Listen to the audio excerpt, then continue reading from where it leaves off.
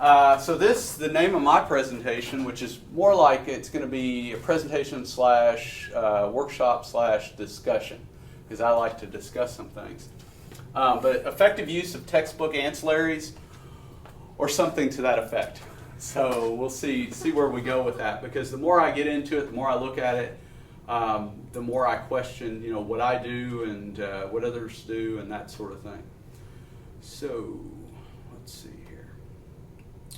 Good old PowerPoint worked. All right. So like I said, I'm Kelly Rogers. Some vital statistics. I'm 49. I've been at Murray State 19 years. I've been married 23 years. I got a 16-year-old, a 19-year-old, and a 12-year-old.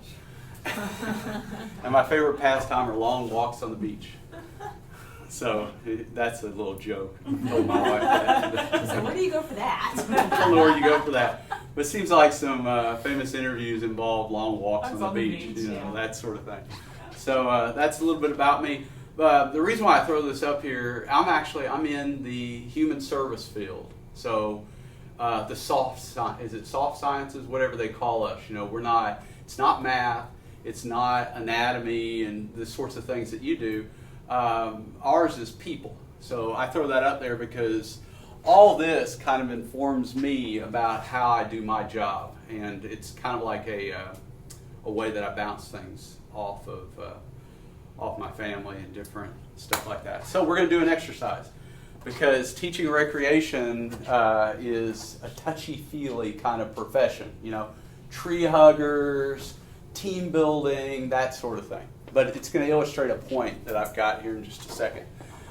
So I'm going to ask you guys to identify your favorite leisure places. That's places where you like to go and hang out and just enjoy life, and outside of work. Might be with family, might be with friends, that sort of thing.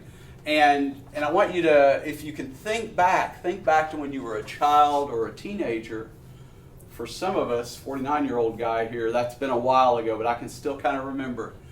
And then I want you, after you find those places in your mind, I want you to think about the smells that are associated with those places. Okay? So what was it about the places and the smells? Attach that smell to that place, and what made it, what were the smells that made that place special? Would anyone like to share? Well, I am from Rhode Island, about 20 minutes from the beach, and we used to go to the beach all the time, so yeah, that gave me an idea immediately that was something that we So you remember what kind of smells come from the beach? Like kind of salt, taste and smell, like salt water, really strong, when you go swimming and get that in your mouth, or like seaweed and just all those things mixed up. Yeah, and that wind blowing that right at you when Yeah. you get there, and the sand in the air. It kind of comes and goes, and then like when you're in the water, you also, it's not just this constant like a pool. It's like you get this rush of cold air, and you get the feeling of it's freezing for a minute, and then it's back to normal. And stuff, so. And now you live in Kentucky. That's go to Rhode Island once a year. Yeah, that's like me. I used to live in Idaho, and now I'm back in Kentucky. Yeah. What about you? What do you think? Like the soccer field, I grew up playing soccer 5 days a week, all year round. So it's not a pleasant smell, but like sweat. Oh yeah. Like that's like even now, like if I can go outside and break a sweat, it just brings me back to like a good place. Yeah, and you get that little salty taste, and I know exactly what that feels like. So, and that takes you back to when you played soccer. Exactly. Melanie, what about you? Well, when I was growing up, we would go to my grandmother's house often for cookouts. And so whenever I go into Culver's, because it smells just like, and the burger, it is the only burger that is similar to what my grandpa would grill. Would he put butter on it and all that, or whatever they did? I don't know what he did. I don't know. And that's just it. When they cooked something that was really special to them, even the way that at Thanksgiving time that she would make stuffing, we don't know their recipe. They would not release how they seasoned it or anything. Yeah. But that is the only time that I really recall vividly eating a burger at my grandpa's house, my grandmother's house, because just that, the way the Culver's does it. So Yeah. I know that sounds really kind of cheesy or whatever, but No. that brings back, you know, the familiar good feelings of family and Yeah. things like that. So. Now I'll one up you on cheesy, just so that you don't feel bad. All right. Okay. Okay. When I was growing up, I'd go to my grandmother. I had a real close relationship with my grandmother, and I had a love of swimming. And it's because my grandmother took me to the pool every day during the summer. You know, it's like I wasn't one of those kids that just got dropped off. My grandmother took me. And I always remember that one of my jobs as a kid was to go get the towels out of the linen closet. And what I'd do is I'd hide in there a little bit, and you know, she'd have to come find me and everything before we went. Well, when and there was a certain smell of the linen. Now, to me it was special, but to her it might have been Tide. You know, I don't know what it was. Yeah. But when my grandmother, this is the sentimental part, when my grandmother passed away, and we were getting all the items out of her house and everything, I got the towels and the linens and all that sort of, those bedspreads and all that. And I keep them in my drawer, and every time I want to smell grandma, I get those out, you know, and that's I like that. like 15 years ago or whatever. But that's the power of smell, and what in the world does that have to do with today, what we're talking about? And it has to do with the power of the instructor guide. And my point is this, is that if I was to pull out my instructor guide that came with my textbook, and I go to page 48, and this is tomorrow, literally tomorrow in class at 2 o'clock, I'm going to do this exact same exercise with them, with my class. And it's on the topic, it's under the chapter on leisure's geography. So it's connecting leisure with place, okay? And the topic is smellscapes. And so this, you know, if you're in my profession, people attach things to places they went. And that there's power in that, because if you attach a certain feeling with a place and you visit that place and you value that place, you'll protect that place, and then you'll advocate for that place, and then that place will get funding, and then it'll be a national park. See? And so that's the actual legitimate purpose of this particular exercise. But it's on page 48, and all I did was look it up. What could I do in class that would, if I just had my textbook and it said smellscapes, or I just knew that topic, great. But Ruth, the author of my textbook, she came up with that, and she actually invites other instructors to share. That's a unique thing about her instructor guide. To share their ideas that she can put in the next instructor guide. And so instead of having to just pull it out of nowhere, or maybe you got some good ideas but you need to supplement them, these instructor guides do this. And so literally this is my content in Canvas that deals with that, and I give them, you know, leisure as place, and I define things, and I give them a video so that they can get it that way. But in class, the activities are what really resonate with them, and that comes out of an instructor guide. So that's why we did that activity. Okay, so what are we going to do today in this workshop? I'm going to share my limited insight on a subject, and then that I found very useful, and then I'm going to ask you guys to share your experiences with me. So as we're discussing this, maybe you've got some things that I'm not even hitting on. That's entirely possible. So it's a symbiotic relationship. Okay, so why do we use textbooks to begin with? And there's lots of really good reasons, lots of really valid reasons, lots of lazy reasons, lots of reasons in general. But the content is there.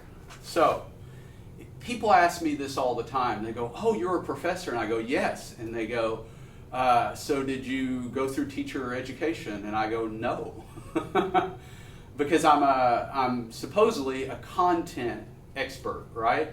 And so when it comes to how you set up your class, how you organize your class, the types of activities you do with your class. Now, when I was an undergraduate student, I was a physical education major, and I ended up being a non-teacher degree seeking, so I didn't go through teacher ed. but I had enough lesson plans and block plans and all that sort of stuff to understand a little bit. But not everybody has that luxury. You're just asked to come in and teach what you are an expert in. And so you can find an organized content, okay? It basically provides an outline. I didn't bring it with me, but down here makes making syllabuses easy. The other day I had to, for academic council, we're going to propose a new class, and I had to come up with what they'll know when they get done with the class. I went through a textbook and I found that information. It was organized for me already. I put it in my own words, but it's there. So it makes things easier. I look for textbooks that are 12 to 15 chapters because there's about 15 weeks in the semester. When I get one that's like 20 plus chapters, I go, wow, it's going to be a little harder to organize. But, textbooks help us with that. If you flip over to the first page, and I didn't bring any textbooks, I brought my guides, but usually at the beginning of those chapters, there are objectives, like teaching objectives or learning objectives. So that information is there. Let's see. Yeah, this is my smart aleck stuff here. How can you assign the chapter to read if there's no book? I guess that's one way to look at it. It makes life easier for the professor. Now, here in a little bit, we're going to talk about pros and cons for you and for the students. And we'll get into a little bit of textbook industry stuff and all that. But it makes your life easier because things are organized. I've got a fairly new professor that's right next to me, and I'm constantly preaching the value for somebody that's new, especially, the value of having ancillaries and having a textbook that can help you. But there are limitations to it. Can you think of any other reasons why we use textbooks? Exercises are probably the big thing. We've got to have examples for them to do Yeah, for so you're themselves. within the actual textbook, Yeah. on a page, they'll see an exercise and you can use that in class. Okay. Anything else you guys can think of? Our accrediting agency requires Yeah. proof of what textbooks we're using. Okay. What if you said are you talking about athletic training? Mm-hmm. What if you said no textbooks? We just we have our own content. They would ask for it all, I would assume. When they come in, you're accredited. They'll come and you'll do a self-study. They'll do a site visit. No Mhm. textbooks. No accreditation. I don't know that they would say no accreditation, Yeah. but I'm sure it would be much more of a pain on us Yeah. to show, because you'd have to have evidence. So it makes your job accrediting your program easier Mhm. because you've got a set curriculum Right. that's based on the textbooks. And there's a list of textbooks that they use to create our certification exam. So we have a list of 200 Yeah. textbooks. So it's kind of like this. You go back to what makes a profession a profession. Well, a professional association, bang, a body of knowledge. Right. So and textbooks kind of house our body of knowledge. So that's another reason. Anything else you Yeah, guys? like a uniformity between different people that are teaching in different sections to have something to. Yeah, baseline. Yeah. Something that that's their outline to go by, and they don't have to emphasize everything equally, Yeah. but they still have a basis for it. So, yeah, so textbooks aren't as evil as some people make them out to be, and we'll talk about here in a second, but they're good. Now, they've got limitations because sometimes we can rely a little too heavily on them. They can, and I'm going to talk about, they can provide a whole lot of content, and it can be overwhelming for students when you might want to focus on some other specifics. So, but textbooks can be very useful. Okay, potential sacrifices, and that's what I was just alluding to, is that you're sacrificing depth for breadth. If I say it right, you're getting. You're trying to give them a lot of information. Have you ever had a class that you met as a faculty and you determined, hey, this really needs to be 2 classes or 3? Okay. Well, we got to stay at 120, so we need to make it 1 class. Well, that can be overwhelming, and they might not get as much as they should out of the experience they're having with you. And I've actually found that sometimes when I'm trying to teach everything in a chapter, it's like I'm whizzing through it, and it's a lot of content, I'm hitting everything, but I have better class meetings when I'm focused in depth on one thing. Okay.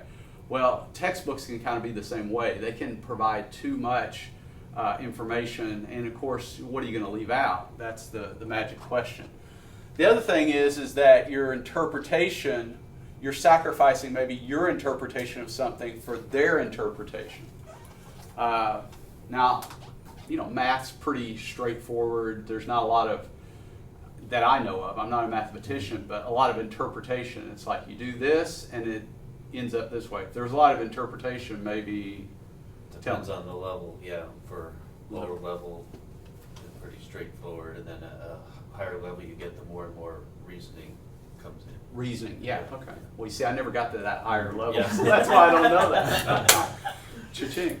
But yeah, with what we deal with, a lot of it in some of the social sciences, there's some interpretation on what it is that you're seeing.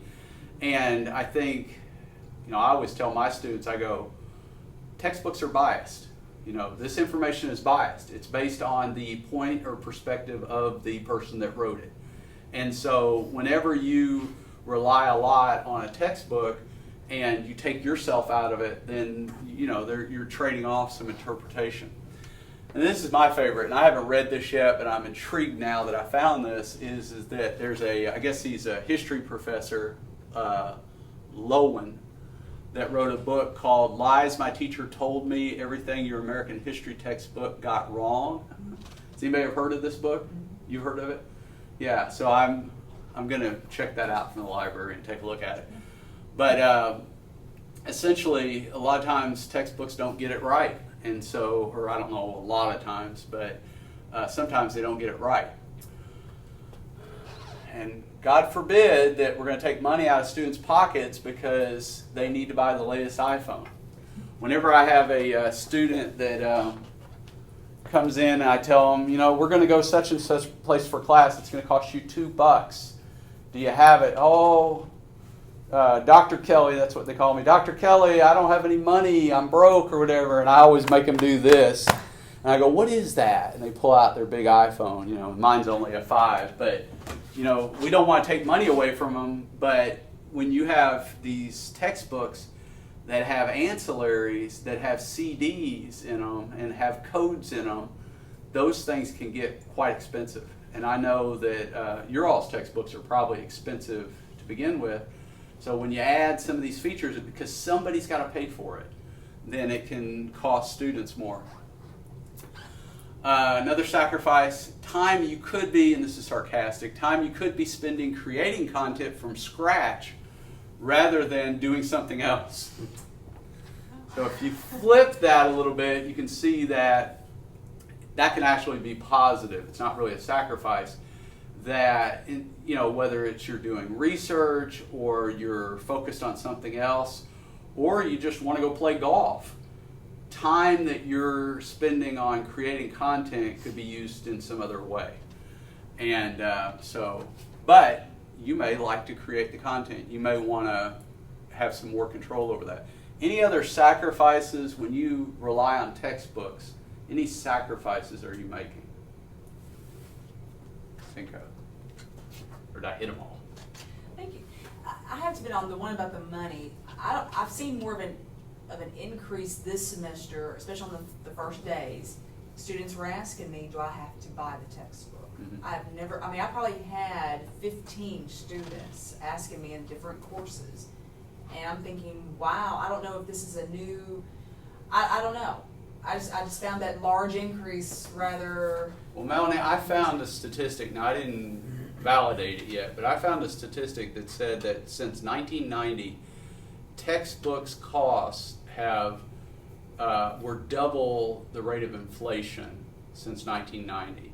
And again, I thought, well, that seems a little high, but I haven't looked at it. But I can tell you this, that my son's a freshman, and he's a struggling freshman, so he's in a study skill class, and literally the study skill textbook with the CD in it and the code or whatever, that sort of thing, and that's some of the cost with these ancillaries that come along with it. This is a study skill book. It's not a science book. It's not the ones that you expect to be expensive. It seemed like it was close to $100. Wow. And I was like, wow. Because when I pick textbooks for my students, I actually look at what's that cost. Yeah.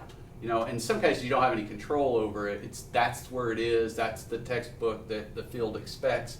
You know, but I think it is becoming more and more of a concern for students. It really is. I've never had such a large number. Well, it's become more common that in some of the math classes, like algebra, college algebra I'm teaching now, that it's required that you buy this My Math Lab, which has the online homework. Yeah. It also has an ebook Right. with it inside there. So it's become more common that we don't require the separate purchase of a physical book, and so it's sort of, we would recommend it, but not outright require it. Yeah. There are trends that I read about where potentially in the future, and they might do this start at like technical schools, community colleges. I don't know that it'll get to like a 4-year, you know, institution like Murray State, but where the power to choose textbooks is taken out of the hands of the faculty, and it's at an administrative level, and I'm sure with some consultation with faculty, but it's at administration level where the university can negotiate deals directly with the publishers to say get all ebooks and get a steep discount and then wrap that straight into tuition so that students don't come to class without their book. Right. You know, it's kind of like when everybody gets software and everybody gets a computer and all the computers are preloaded with your textbooks and there's no more bookstore for books, you just get it all. You know, so those sorts of things might happen. We've looked at the athletic training program. We're moving to a master's program this summer. Yeah. And the way we've designed the curriculum, they'll probably need 75% of the textbooks they'll ever need the first summer session. Oh, wow. But then they have no more, Yeah. really no more textbook purchasing. And then they use that throughout the program? And we use it throughout the program. Yeah. And so we're trying to work with the publishers on wrapping up a deal. Yeah. So if they buy 4 textbooks at one time, Yeah, all from Human Kinetics or wherever, yeah. what kind of deal can we get? Yeah. Because that's a hefty fee to come up with right away. But then the other thing is, you know, we've got one textbook that comes out every year and a half with a new edition. Mhm. Every 18 months you're Yeah. putting out a new edition. At what point do we go to the new edition, or can we Yeah, stay? especially when the changes aren't substantial. Yeah, Right, yeah, you what change the they've done picture. is they've changed pictures and color schemes and Yes. stuff like that, not content. And then it's another edition, and you can't get used books because Right. it's got code associated with it or whatever. Yeah, Yeah. and that's part of that whole thing about textbooks. Well, that's this right here. There was a book or an online article that I recently read that said the value of a textbook by this guy Brooker, and the articles are interesting. You know, it's a guy, he's published like a genetics book and a biology book and co-authored some other books, and he's talking about the costs associated with actually making a textbook. And he said something about one of his textbooks, it was the publisher, McGraw-Hill, in production, it was like $2.5 million or something like that for the whole book. Now this is a genetics book, and apparently it's a big deal. But that article was interesting, but the comments are even more interesting if you ever get down past the article and start reading what people have to say. And so there were 33 comments on the value of a textbook. And this guy wrote, I see that Dr. Brooker took a page from the PR machine of the Association of American Publishers. They think that if you keep putting out their canned response, everyone will say, oh, well, I guess I'll pay $200 for a textbook. And then it gets down into that makes you start questioning what we're actually talking about today. And that is, he starts saying, I ask faculty, are you not capable of creating your own lectures and your own presentations? Can you not grade papers anymore because of all the bells and whistles that come with ancillaries and textbooks? Yeah, if I don't have to grade something, I don't want to grade it. You know, that's what one person might say. That's what I would say right off the bat, just being overwhelmed. But there is, you know, there's some validity to some of this, is that you're transferring over some of these typical responsibilities. But if you've been at Murray State for any time at all, and I know you're new here, so I don't want to jade you, but when you get asked to do so many things and you have a full teaching load and all this sort of stuff, you need help, and this represents help. So it's trade-off. Okay. So instructor guide, what's in the box? I always like that when I get something and it says, what's in the box? Because you know exactly what you're going to find or not find. But these are the things that I've just figured out that are in an instructor guide, or in the several of them that I've gotten. And I've got some examples of them. But I always find things like teaching objectives, sample lesson plans, or mini lectures. So it's like there's a canned lecture, and of course you could change that any way you want. I found sample syllabuses or syllabi. I found key points from the chapter, so that if a student reads like a 30-page chapter, you know, I've got right there in the instructor guide some key things that I want the students to know. Of course, I should know that, but it helps to have that kind of information. Exercises and activities. Actual, like either the title of a YouTube clip. When I first started teaching, I mean, my wife would get so mad because we'd be watching the news and I'd say, let me get my tape. And I'd shove in a VHS and I'd try to tape that clip. And then when I was searching through all these videotapes to try to find it, it just became monotonous. Then you get YouTube videos and you can get the exact clip that you need and you can edit it, whatever you want to do. Well, what's even better than that is I haven't watched every movie, but for example, I found an instructor guide talking about tourism, which is a class that I teach. One of the subjects was the Michelin star rating for restaurants. Okay, so have you ever heard of this? Like a 5-star restaurant? Okay, you've heard of that. Well, that's the Michelin rating. And it's been around, I think, since the 1920s. And so, bang, go to the instructor guide. What do I find? Well, what's a movie that would emphasize that? I asked my students if they've seen Burnt. None of them have, but have you guys ever seen the movie Burnt? No, I've heard of it, but I've not seen it. Okay, it's got Bradley Cooper in it. And he's a crazed chef, and he's obsessed with the Michelin rating system. He wants to get his 5th star. So there's a nice 1-minute clip where they explain the Michelin system. But it's explained in the restaurant with Bradley Cooper in it. You know, so pretty cool to be able to get that. But I wouldn't have known to go there and find that. Now I found other things, so that's why I'm in tune with that. But to find that specific clip was really helpful.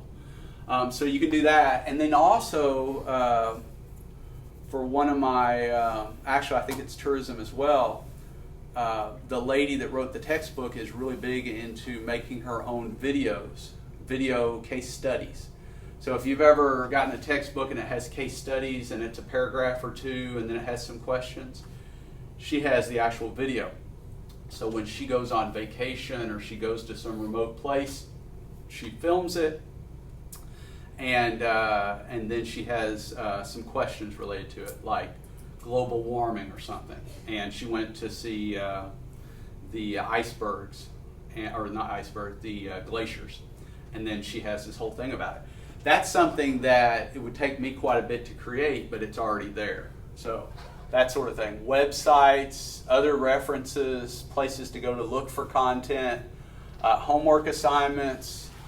Of course, most textbooks have vocabulary words, but these are in an electronic format, which make it really easy for what I'm going to show you here in a few minutes about Canvas. Teaching tips and hints. So in one of my, I think it's special events class that I teach, there's a hint there in the instructor guide that says, hey, when you're talking to your students about this particular thing, you might want to do this or say this. You know, that helps out. Things that I might not have thought about. Case studies, suggestions for in-class discussions, illustrations, and then of course test banks, which we'll talk about here in a minute. Can you think of anything else that might have come in an instructor guide that you guys have gotten before? Or? Sometimes they have sample kind of in-class activities where you do like group work in class or something, and you can either use those or modify them to create your own that's appropriate for your class. Yeah, exactly. And maybe it's things that you're already doing, and it's just they've got it in a different way, or it's something brand new. And so I really think one of the biggest values of these things are idea generators. And I can just tell you that even when I switch textbooks, now and it doesn't have any of that, now I still have that collectively there. You know, I keep all of these, and I can use this with a new textbook or whatever, because you know, there's value in those things. So one textbook, a bunch of PDFs came with it, and the ancillaries for you know, like activity handouts. And these are really good for one of my classes because what they do is I'm always doing this in class now. I don't act like people don't have these. Everybody's got these. So I just say, pull out your funny device. You know, I'm always acting like I don't know what I'm talking about with these things just to get a laugh. And I say, okay, this group, you're going to look up this, you're going to look up this. They all get a copy of this, and then they go online and they look up. This has to do with professional associations. And so, again, it's an activity that they do in class, involves the internet, and you know, I've got a handout already made. I don't have to make it. And I can just hand that to them. And I was going to do this anyway with them. But this way, it's already created for me in a format that's useful. I could create that, but that would take a little bit of time. And I have created it. It's just, it's easier when somebody else does it. These are, I believe, test banks. And has anybody ever used a test bank provided by, okay, how did you utilize it? You know, how did you use it to do I tests? use them for a variety of things. I kind of design my class where the students have to take a quiz before I lecture over the material. Oh, okay. So they take an online Canvas, open book, open note, open internet. I don't care, just get the quiz done. Exactly. It's for learning too, right? Yeah, and I'm like, well, I make you pay $150 for a textbook. Yeah. So now I'm going to make sure that you use it. And if you don't use it, it will show up on your scores on the quiz. And if you cheat off of your neighbor, which I don't care if you do for these online quizzes, Yeah. you can't on the test. So Yeah, so it doesn't matter. It doesn't- But it gets them into the material. yes. Exactly. I do And the same thing. yeah, and then I take the test bank and kind of use them for ideas or direct multiple choice questions, or maybe make a multiple choice question that they provided into a fill in the blank or short answer or listing. So when you let me ask you this, when you get your, like this is from an Instructor resources, it's Pearson, okay? And so it comes in these formats. One thing that I found is, and this is my kind of like thorn in the side, is that I'm on Mac, and a lot of these work so well with PC that work with PC to go into Canvas, or they work with PC to go into Blackboard, that sometimes I find that I'm getting the test questions because they're there in some format, and then I'm having to retype them into Canvas? Are you having to retype things, or are you? Yes, I ended up, I was familiar with Respondus 4.0. Yeah, that's the, that sends shivers down my back. Yeah, Respondus. Yeah, not the lockdown, Yeah, not lockdown. but the software that will let you take a Word document and put a Word document test and put it to Canvas with just a couple clicks. Oh, okay. But it only runs on a PC. That's right. Yeah. So You got a Mac sitting there. I do. So I, for a year, have requested and requested and requested, and finally got a virtual PC. Oh, for your Mac, yeah. I don't know that everybody can get it, Yeah. but I know that the voice that complains enough will eventually what they want. Does that make it easy to do what you need to do? Yeah, so I can make my Mac a PC. I can open the Respondus software, take the test bank Word document, click import to Canvas, preview, upload. And then I go to Canvas and I have a feeling my loud voice would end up with the next rotation on computers. I'd have a PC sitting there. well, I'm fortunate enough that everybody on the fourth floor, Yeah. I say fourth floor, it's exercise science AT, all have Macs. Yeah. And it would cost a fortune for them to give us all new computers, Yeah. or they could have just Yeah. give. But that's been the only But setback that I've had. So you've got the solution to it.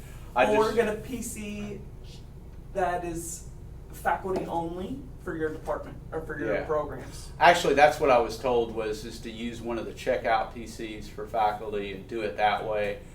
But when you get so used to using your computer, you don't want to do that when it's just time for tests and all that Yeah, stuff. and I did that last year, and I would go and they have erased because the checkout PCs, they erase the hard drives every Yeah. So then you got to go through all that. And so then I was like, I don't have it, and so Cooper and I have decided that this, for right now, is the best option. Yeah. Yeah. But I can tell you it has glitches. It's not as smooth as it is. Oh yeah. I don't know why.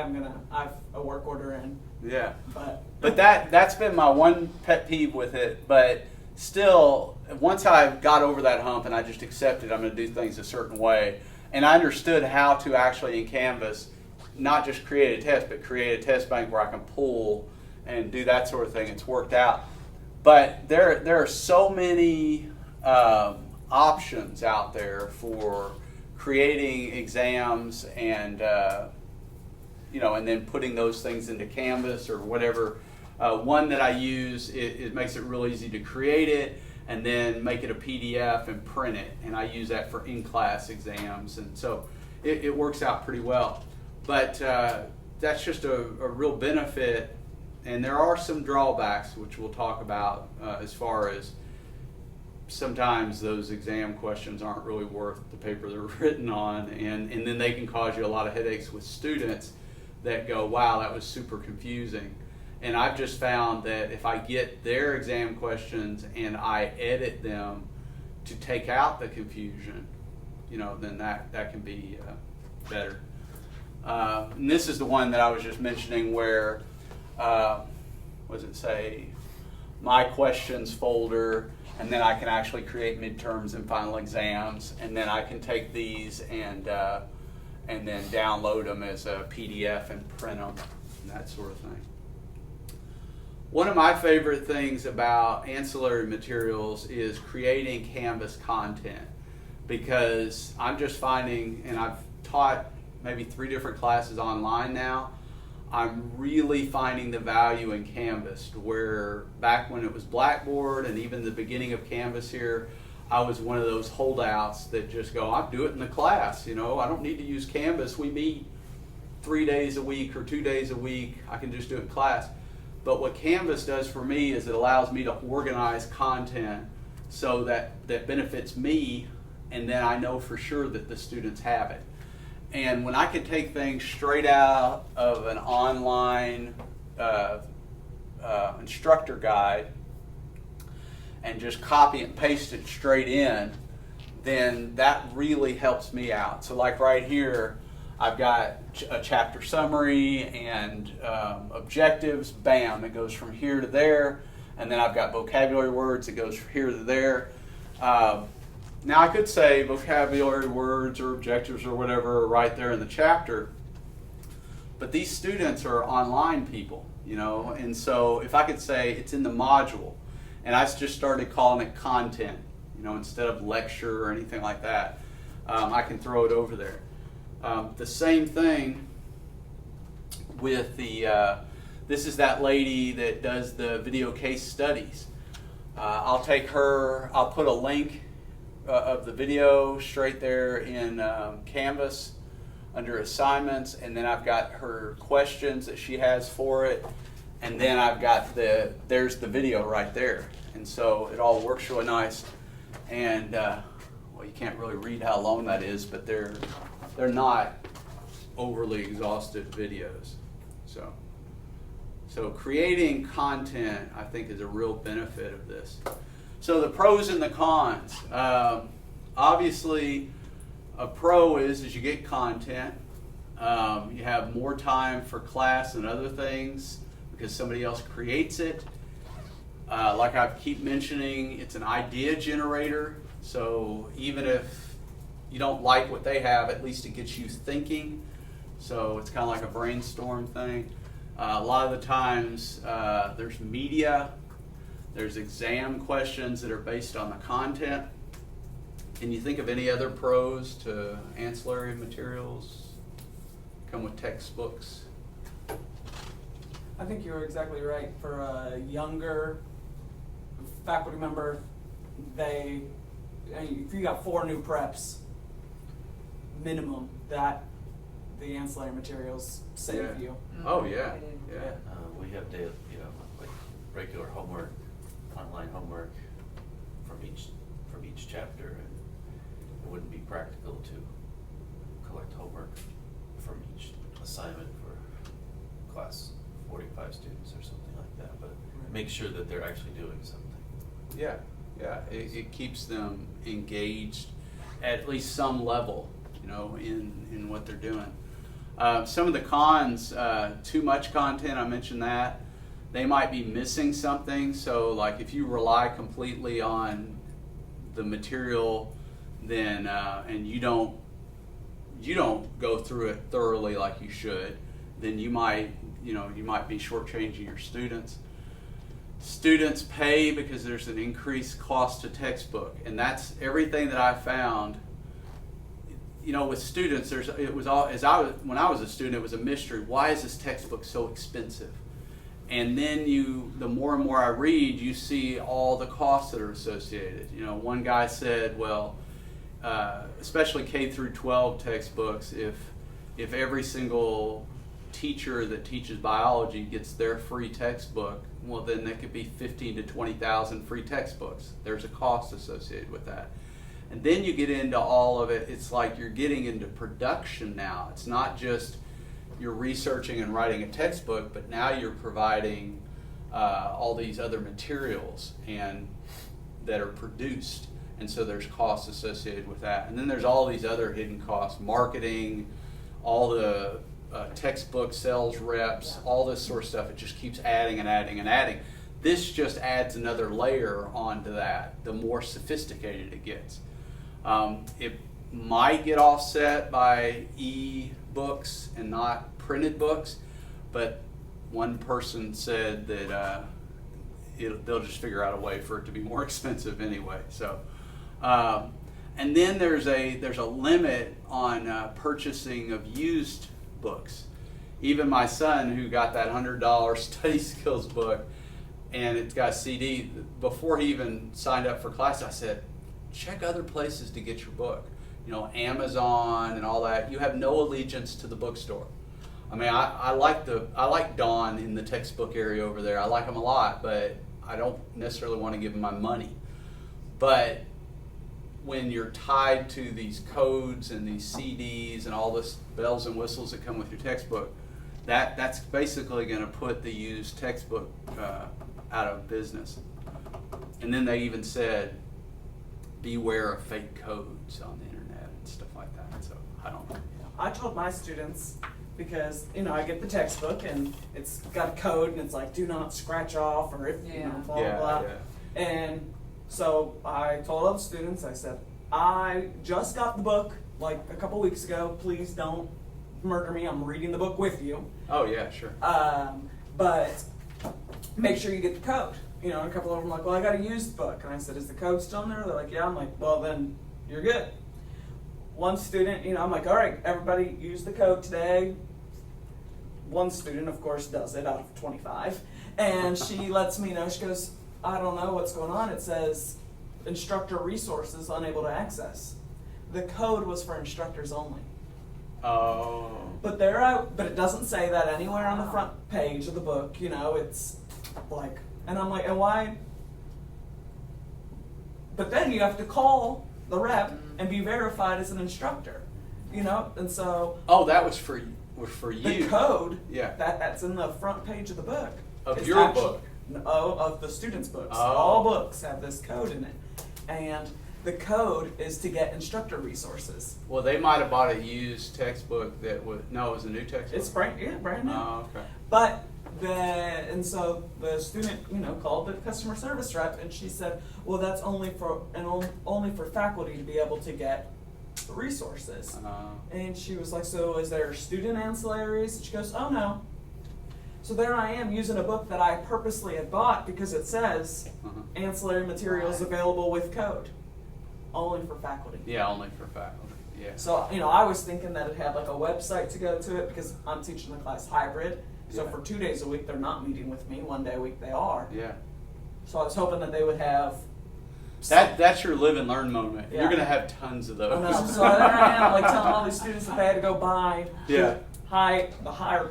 And a lot of price times book. our live and learn moments are in front of an audience of 30 or 40 students. So just get used to that. If you go blood red and you start sweating, that's normal. Okay, I'm just gonna tell you, that's your new life right here. But yes, I definitely learned. Make sure that the code gets you. Yeah, what think you're it's gonna supposed get. to get. Yeah, Okay. exactly. And your students as Mhm. well. But that is, you know, some ancillaries are just for you and some are for the student and you. And I found that stuff I thought was special, well, the students have all that anyway through their CD. And besides like test questions and stuff like that. But I'm sure there are some students out there that can hack into those questions. And that's why I use a lot of my tests now as just like teaching. Using it, like on Canvas, I might give them 2 attempts, and with the whole purpose of is they get a bad score. It's like pre-test, post-test, but they get a bad score on the quiz, and then it forces them to go back and read it, and then they get to take it again. And so it's kind of like a tool. It's like a carrot to get them to, yeah. And then I don't say anything about open book or anything like that. I want them in their book. Some other things to consider. You know, the first thing that we should always consider, and sometimes we forget that when we're under pressure or whatever, is what's the ultimate outcome for your students based on what you're using. So when you're evaluating, and I know there's hardly any, seems like there's hardly any turnaround time when it comes to textbook orders. You know, it's like, we need these immediately, and you know, well, I haven't evaluated, and then it always seems like it's a week after they're due, textbook orders are due, that the sales rep shows up. So it's like somebody's got to get the timing right. But ultimately, we've got to think about what's the outcome for our students, and you know, are we picking the best thing for them? And that brings up that you might find something that's got great ancillaries, but the textbook's not what you want. It's not the right textbook for the type of class that you're teaching, but it's got all the bells and whistles. So you have to think, well, ultimately it comes down to what is it that you're teaching? It's not, I mean, delivery is important, but it's first and foremost, you need to be thinking, what do you want your students to get? And then these are, like I just mentioned, the embarrassment moments, okay? This is where you get a canned PowerPoint presentation that was free, and then you pop it up there on the screen, and you're 3 slides in, and there's misspelled words. Okay, now as far as the students know, you're the idiot that created that PowerPoint presentation. So you have to go in there and take a look at it, and you got to edit it, and make sure that you know actually what you're looking at, because like right here, sometimes even though I'm the expert, there are unfamiliar terms. And so I need to know those ahead of time, so I'm not standing there. I mean, I've done it before where you just go, oh, and such, and then flip as fast as possible to the next slide. See, you're validating me here. Okay, good. But the reality is you should know what that means, and you should, so when you get something that's canned, you need to make sure that that you know everything that's in that. Bad test questions. Oh my gosh. One time there was a multiple choice questions, and it doesn't work well with Canvas, but that have, is it A, is it B, C, is it D, A and B, or is it E, none of the above, or F, all of the above? It just got a little too convoluted. And so you have to think about that. Like I said, sometimes things don't work with Mac when they do with PC. And then this is something really to think about. You can end up creating a box that you fit nicely in. And what I mean by that is that you can box yourself in based on, it's kind of like the tail wagging the dog. Okay, it's you buy this and this starts to control you, as compared to, it's like technology at a university. Oh, we can't, I remember we changed stuff at the registrar's office because the technology, MyGate or whatever, wouldn't allow it. We're changing academic things to fit the software. We're changing us to fit the ancillary. So you just have to think through that sort of thing. That's okay. You're right on time. Yeah. Thank you very much for coming. Thanks. Appreciate it. Make sure We'll y'all, talk you didn't again. already Yeah. sign in. Sounds good, Scott. I'll Thank you. sign it.